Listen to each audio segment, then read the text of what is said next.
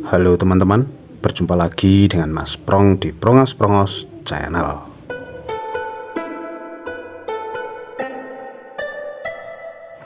Pada kesempatan kali ini, saya akan membahas permainan catur antara Mikhail Tal melawan Georgi Dringov.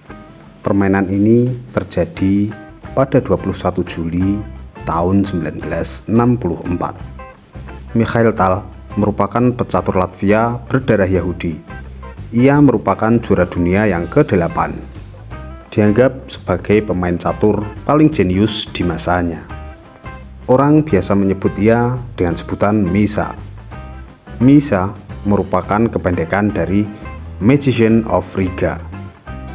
Tipikal permainan Mikhail Tal adalah menyerang dengan banyak pengorbanan perwira. Tak jarang lawan main Tal dibuat kebingungan olehnya, karena Mikhail Tal selalu out of the box dalam permainan.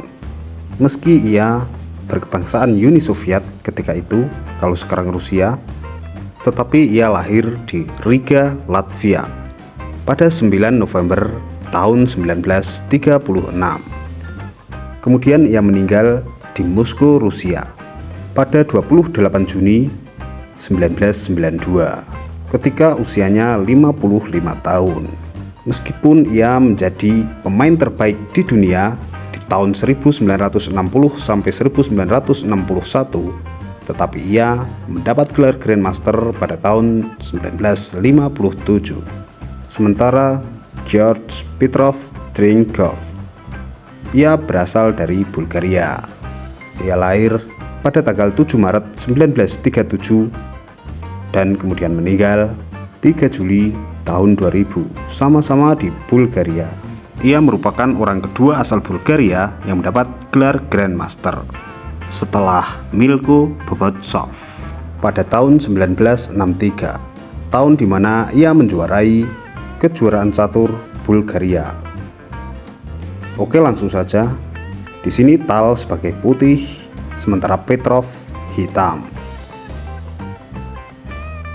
Mikhail Tal pion E4 dibalas hitam, pion G6. Pion putih D4, gajah gelap hitam G7. Kuda Tal C3, pion Petrov D6. Kuda F3 dan dibalas hitam, pion C6. Pembukaan King's Indian Attack sepertinya akan dimainkan, tetapi tidak ketika Tal membawa gajah gelapnya ke G5. Hitam mulai agresif. Ia membawa menteri ke B6, mengancam pion B2. Putih membalas menteri ke D2, membiarkan pion B2 termakan. Dan ya, menteri hitam memakan pion. Benteng putih ke B1 mengancam menteri, dan menteri ke A3 jalan satu-satunya. Gajah putih ke C4 menekan pion F7, lalu hitam menjawab dengan menteri ke A5. Mikhail Tal melanjutkan dengan rokade pendek, sementara hitam masih sibuk memajukan pion-pionnya, kali ini ke E6. Melihat hitam tidak segera lukir, tidak segera mengamankan rajanya, Tal membawa benteng sejajar dengan raja ke lajur E. Dan sekali lagi hitam memajukan pionnya, dan pion kali ini adalah pion A7 ke A6. Entahlah apa maksud dari Petrov. Mungkin ia mencoba melawan Mikhail Tal dengan cara yang lain, karena dengan cara biasa Mikhail Tal sudah pasti akan membrutal dan serangan-serangannya pun akan susah dibendung. Kini Mikhail Tal melihat pion D6 tanpa kawalan, lalu ia memposisikan gajah ke diagonalnya. Hitam pion E5 dimakan oleh pion putih dan dibalas lagi oleh pion hitam. Mungkin posisi inilah yang sangat-sangat diharapkan oleh Mikhail Tal. Dalam setiap permainannya, Mikhail Tal selalu memposisikan diri dalam penyerangan dengan tipikal seperti ini. Lajur benteng sudah terbuka, lajur menteri sudah tidak ada penghalang, dan sebentar lagi mungkin ia akan mengorbankan gajahnya, sehingga lajur E kini dikuasai pion putih dengan pengawasan total oleh benteng. Tentu teman-teman yang sering menonton pertandingan Mikhail Tal sudah tidak asing lagi dengan karakteristik permainan Mikhail Tal. Ya kurang lebih seperti inilah. Oke lanjut. Dan ya, Mikhail Tal mengorbankan gajah gelapnya. Ia menjalankan menteri ke D6. Dengan begini, Mikhail Tal tidak hanya mengorbankan gajah gelapnya, tetapi ia juga mengorbankan kuda di C3. Karena tadinya dikawal oleh menteri dan kini menteri pergi. Tentu hitam memakan kuda terlebih dahulu. Dibalas ancaman skakmat di D8 oleh Mikhail Tal. Jalan terbaik dilakukan oleh hitam, kuda D7. Tentu Mikhail Tal mengorbankan gajah terangnya. Jika raja hitam ke D8, maka kuda Mikhail Tal akan ke G5 lalu ke E6.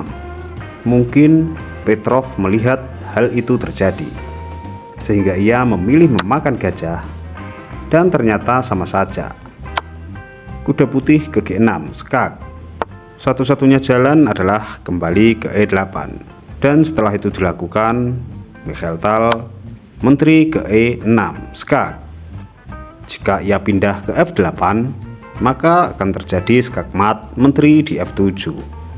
Jika raja pergi ke D8, akan diikuti dengan kuda F7 skak, lalu raja pindah ke C7 dan skakmat oleh menteri di D6. Mungkin karena pertimbangan itu, akhirnya Petrov menyerah. Adapun langkah terbaik adalah dengan menutup dengan kuda. Lalu putih skak ke F7 dan raja menghindar ke D8. Dan diakhiri dengan kuda E6, skak mat. Kemenangan Mikhail Tal ini sebenarnya tak lepas dari peran benteng D.